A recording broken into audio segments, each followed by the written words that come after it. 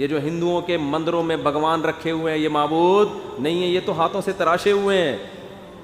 عیسائی حضرت عیسیٰ کو الہ کہتے ہیں. نا عیسیٰ تو کھاتے بھی تھے اور پیتے بھی تھے, مریم کے پیٹ سے پیدا ہوئے ہیں, خدا پیدا نہیں ہو سکتا. تھوڑی دیر میں ہماری اذان کی آواز آئی, اللہ اکبر اللہ اکبر. کیا زبردست, پوری دنیا میں سب کی سمجھ میں آ رہا ہے اس کا مطلب کیا ہے. تو پیپر ایسی چیز میں, تو پنڈت جی جو خطبہ پڑھتے ہیں, میں کوشش میں ہوں کہ سنسکرت زبان, یہ لفظ کیا ہے, سنسکرت زبان ہے نا, اس کا ترجمہ کہیں سے ملے, سمجھ میں نہیں آ رہا. پھر میں برما گیا, وہاں اذان, جو بدھسٹ ہیں ان کی اذان ہو رہی تھی, پیغام, وہ اذان پورے شہر میں کسی کی سمجھ میں نہیں آتی اس کا مفہوم کیا ہے. زبانیں ایسی ہیں جن میں پیپر آؤٹ ہو رہے ہیں نا, وہ زبانیں ختم. وہ فجر کی ان کی اذان ہوتی تھی, فجر سے پہلے وہ بردری کیا بدھسٹ زبان میں ہوں کر کے چل رہا ہوتا تھا. میں کہہ رہا بھائی کیا ہو رہا ہے بھائی, یہ کیا مطلب ہے. اس سے پوچھا کہہ رہے ہیں یہ ان کا جو بدھسٹ کا جو بڑا ہے نا, اس کے علاوہ کسی کو سمجھ میں نہیں آتا. میں نے کہا چلو کسی بڑے سے ملتے ہیں. تو میں نے وہ جو میرے ابراہیم صاحب ہیں, بڑے اچھے میرے دوست ہیں, جن کی انویٹیشن پہ برما گیا میں, تو میں نے کہا آپ تو یہیں کے, وہ ان کے مسائل نہ کھڑے ہو جائیں کہیں. ابراہیم تو بہت سارے ہیں, کسی بھی بلی ڈال دیں گے ہم ان کو بچا کے. تو میں نے ابراہیم بھائی سے کہا, میں نے کہا مجھے ان کے جو اذان دے رہے ہیں نا فجر میں, چلو چلتے ہیں, ان کی جو بھی اذان ہے اس کو پکڑتے ہیں جا کے, اس سے میں پوچھتا ہوں تو کیا بول رہا ہے. انہوں نے کہا وہ ٹیپ ریکارڈ رکھا ہوا ہے, ریکارڈنگ چلتی ہے, بندہ. تھوڑی دیر میں ہماری اذان کی آواز آئی, اللہ اکبر اللہ اکبر. کیا زبردست, پوری دنیا میں سب کی سمجھ میں آ رہا ہے اس کا مطلب کیا ہے. اللہ سب سے بڑا ہے, اللہ سب سے بڑا ہے. پھر اللہ اکبر. اللہ کو اس میں اتنا مزہ آتا ہے, اللہ کہتا ہے دوبارہ کہے, ابھی سمجھ میں نہیں آیا ان کے. اللہ اکبر اللہ اکبر, اشہد ان لا الہ الا اللہ. یہ جو ہندوؤں کے مندروں میں بھگوان رکھے ہوئے ہیں یہ معبود نہیں ہے, یہ تو ہاتھوں سے تراشے ہوئے ہیں. عیسائی حضرت عیسیٰ کو الہ کہتے ہیں. نا عیسیٰ تو کھاتے بھی تھے اور پیتے بھی تھے, مریم کے پیٹ سے پیدا ہوئے ہیں, خدا پیدا نہیں ہو سکتا. اور پتہ نہیں کسی نے سورج کو بنایا ہوا, سورج کی پرستش, کوئی آنکھ کی پرستش. لا تسجدوا للشمس ولا للقمر. کیسا تلوار چلی ہے قرآن کی شرک کے خلاف. نہ سورج کو سجدہ کرو اس کے حسن کو دیکھ کے, ہاں ہم مانتے ہیں بڑا حسین ہے, چاند کو دیکھ کے اس کو سجدہ مت کرو, ہم مانتے ہیں بڑا حسین ہے. اللہ جب اتنا حسین ہے تو سجدہ کیوں نہ کریں. فرمایا واسجدوا للہ الذی خلقہن, اس کو کرو جس نے اس حسین کو پیدا کیا, وہ اس سے زیادہ حسین ہے. یہ خود تھوڑی بنے, ان کو تو بنایا ہے کسی نے. کیسی آیتیں آج کروڑوں لوگوں کو سمجھ میں آ رہی ہیں, ان کا مطلب بھی ان کا مفہوم بھی. اشہد ان لا الہ الا اللہ, میں گواہی دیتا ہوں اس خدا کے اللہ کے سوا کوئی معبود نہیں ہے.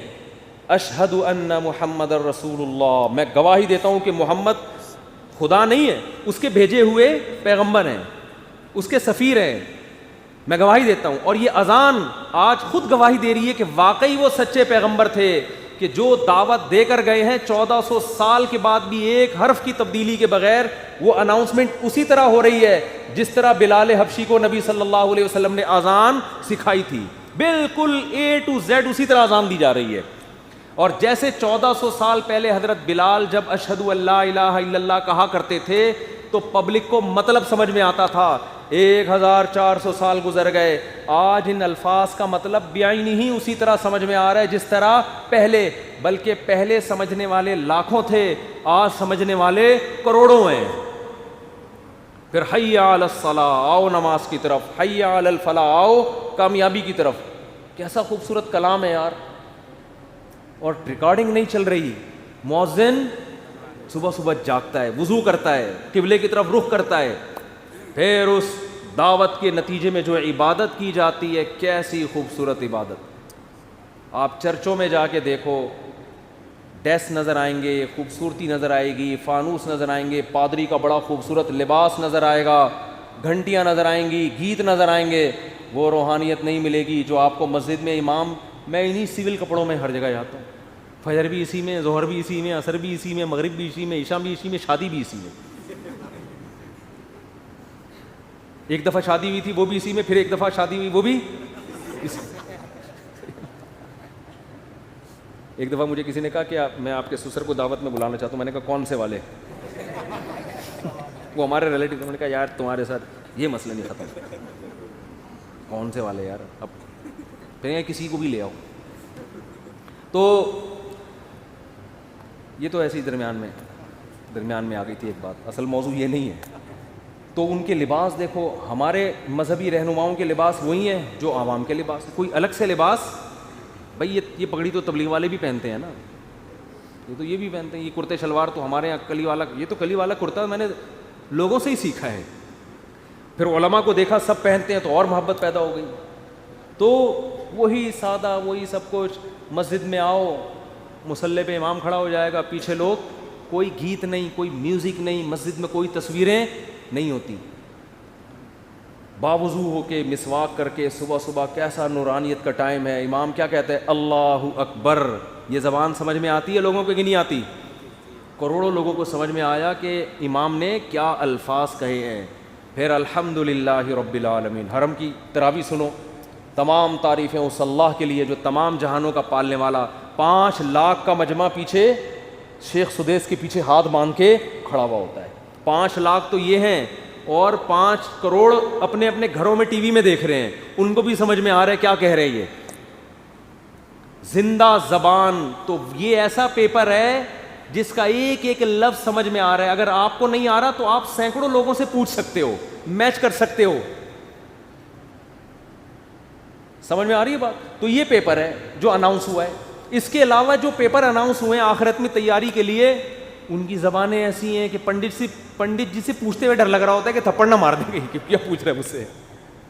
تو پنڈت جی تو خطبہ پڑھ رہے تھے نا بڑے زبردست. تو مجھے نہیں سمجھ میں آتا بھائی تم کیا کر رہے ہو, ان کو پیسے کم دے رہے ہیں تمہیں, اس پہ غصہ دلا رہے ہو یار, پوری فیس دینا بھائی. وہ پہ میں لطیفہ سنا رہا تھا ایک چٹکلا. ایک گاؤں دیہات میں نا لوگوں کو قرآن بالکل نہیں آتا تھا, بالکل فارغ تھے وہ. گاؤں دیہات والوں کے جہاں تعلیم نہیں بھی ہے نا تو وہاں شوق بہت ہوتا ہے ان کو, کوئی بھی عربی سکھا دے, کوئی قرآن پڑھ لے, تراویح پڑھا دے. تراویحوں میں گاؤں دیہات میں امام کو بڑے دودھ جلیبی کھانے کو دی جاتی ہے. تو اب ایک لالچی آدمی پہنچ گیا, اس کو قرآن آتا نہیں تھا. اس نے کہا ان کو کون سا آتا ہے, تو تراویح پڑھا لو, پیسے ویسے مل جائیں گے, کھانا پینا اچھا ہو جائے گا. تو وہ کھڑا ہو گیا نا, اور اس نے عربی کی گردانیں یاد کی ہوئی تھی کچھ, ضرب یضرب ضربن, عربی گرامر کی نا کچھ گردانیں یاد. نماز میں شروع کر دی, ضرب ضربا ضربو ضرب ضربتا ضربنا ضربتا ضربتما ضربتم ضربتی ضربتما ضربتن ضربت ضربنا یضرب یضربان یضربون تضرب تضربان یضربن تضرب تضربان تضربون تضربین تضربان تضربان. یہ میں گردانیں سنا رہا ہوں آپ. اضرب نضرب ضرب یضرب ضربا فوضارب وضرب یضرب ضربا فذاك مضروب لم یضرب لم یضرب لا یضرب. ہم نے رٹا لگا کے یاد کی تھی نا, لا یضرب لا یضرب لن یضرب لن یضرب الامر بالمعروف یضرب یضرب یضرب والنهي عنه لا تضرب لا تضرب لا یضرب لا یضرب. الظرف من مضرب مضربان مضربین مضارب مضرب والآلة منه مضربة مضربتان مضربتين مضارب مضربۃ. یہ اس اعلی وسطی کی ہے. پھر اس میں تفضیل اضرب و ضربان ضربون اضربین اضارب اضرب, مؤنث کی ضربا ضربیان ضربین ضربیات ضرب ضریبہ, اور فعل تعجب کی ما ضربہ اضرب بھی وضربہ. یہ جو گردانیں ہیں نا ان کا میں نے 1% سنایا ہے آپ کو. اگر میں شروع ہو جاؤں نا 3 گھنٹے میں گردانیں ختم ہوں گی. جو مدرسوں میں محنت کرائی جاتی ہے طلبہ کو عربی گرامر کے لیے, ایسے رٹے لگوائے جاتے ہیں. تو یہ 1% سنائی ہوگی, بھی 99% باقی ہے. تو اس نے کیا کیا, گردانیں پڑھنا, ضربہ ضربہ ضربو ضربہ ضربہ. پیچھے پبلک تو یار بڑا پکا یاد ہے, قرآن بڑا پکا یاد ہے. ایک اتفاق سے حافظ آ گیا پیچھے, اس کو نہیں پتا تھا پیچھے ایک حافظ آ گیا. حافظ نے اس کو لقمہ دینا شروع کیا. تو یہ حافظ کو کہتا ہے اسکت, چپ ہو جا, نصف لی و نصف لک. جب تراویح کے بعد پیسے ملیں گے آدھے آدھے کر لیں گے. عربی میں چپ کر کے کھڑا ہو. تو بھائی جب کسی کو زبان ہی نہ آئے تو آپ کچھ بھی پڑھ لو. تو اب ہم ہندوؤں سے پوچھتے ہیں بھائی جو آپ نکاح میں خطبہ اپنا پڑھتے ہو تھوڑا سا ترجمہ کر کے ہمیں بتا دو, یا ہمیں نہیں ہندوؤں کو ہی بتا دو, تاکہ ہندو جب شادی کرنے کے لیے آئیں ان کو پتا ہو پنڈت جی ہمیں کیا کیا ہوگی. زبان تو ہے, بہرحال ترجمہ بھی ہوگا. وہ گالیاں والی نہیں, تو میں مذاق کر رہا ہوں. تو کوئی ہندو پنڈت جی کو اس سے تکلیف ہوئی تو بھائی معذرت, میری تو عادت ہے, میں تو مسلمان مولاناؤں پہ بھی فٹ کر دیتا ہوں نا ایسی چیزیں, تو ہم تو اس کی عادت ہے, مقصد کسی کی توہین نہیں ہے. تو زندہ زبان ہے 1400 سال پہلے بھی اور 1400 سال کے بعد. اتنی قدیم زبان کوئی اب تک محفوظ نہیں ہے. حتیٰ کہ ایک انگریز نے یہ بات لکھی ہے کہ اگر کوئی اپنی ریسرچ کو ہزاروں سال کے لیے محفوظ رکھنا چاہتا ہے کہ جیسے آج اگر میں کوئی کتاب لکھوں تو 1000 سال کے بعد بھی ایسے سمجھی جائے جیسے آج، تو ایسے سائنٹسٹ کے پاس، ایسے فلاسفر کے پاس، ایسے اسکالر کے پاس عربی زبان کے علاوہ کوئی اور آپشن نہیں ہے. بات آ رہی ہے سمجھ میں؟ اس نے کہا جو آج انگلش ہے 100 سال کے بعد چینج. یہی وجہ ہے کہ آج سے 150-200 سال پرانی انگلش کی کتابیں آج کے امریکنز کو، جو بچے ہیں نا، ان کو سمجھ میں نہیں آتی، اور آج کی انگلش 200-250 سال کے بعد نہیں آئے گی. آج 100 سال پرانی اردو اٹھا کے لاؤ، بہت سے لوگوں کو سمجھ میں نہیں آئے گی بھائی کیا کہہ رہے ہیں، بھائی یہ مرزا غالب کے کوئی رشتہ دار لگ رہے ہیں. آج سے 100 سال کے بعد اردو اور زیادہ چینج ہو چکی ہوگی.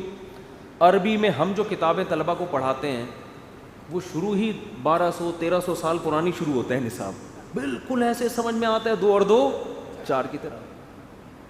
حتیٰ کہ نبی صلی اللہ علیہ وسلم کے والد اگر آج آ جائیں زندہ ہو کے اور وہ گپ شپ کریں، لوگوں سے کلام کریں، ان کی بات کو سمجھنے والے ہزاروں نہیں، لاکھوں نہیں، کروڑوں لوگ ہوں گے کہ یہ کیا کہہ رہے ہیں. لیکن اس دور میں زبان والا شخص آج آ جائے، ایک بندہ بھی آپ کو شاید نہ ملے جو اس کا مطلب سمجھ رہا ہو کہ یہ کیا بول رہا ہے. کچھ شاید کوئی یونیورسٹی میں کچھ چند اسکالرز ہوں جنہوں نے قدیم زبانوں پہ محنت کی ہوئی ہے، وہ بھی چند ایک لوگ ہوں گے. تو بھائی آخرت پر اگر آپ یقین کرو گے، آخرت پر مانو گے کہ آخرت ہے، تو آپ کے پاس اسلام کے علاوہ آخرت کی تیاری کرنے کے لیے اسلام کے آپشن کے علاوہ کوئی آپشن ہے ہی نہیں. کیونکہ پیپر جس زبان میں سمجھ میں آتا ہے وہ اسلام نے ہی آؤٹ کیا ہے، اور پیپر کا جو طرز تحریر ہے اور جو اس میں سوالات ہیں وہ سوالات بتا رہے ہیں کہ یہ واقعی کسی سمجھدار نے، کسی ایسی ذات نے اناؤنس کیا ہے جو پیپر بنانے کی اہل ہے. اس میں سوالات بھی متعین، جواب بھی بتا دیا، اور ایسے جوابات ہیں جو فطرت کو اپیل بھی کرتے ہیں، نیچر کو اپیل کرتے ہیں.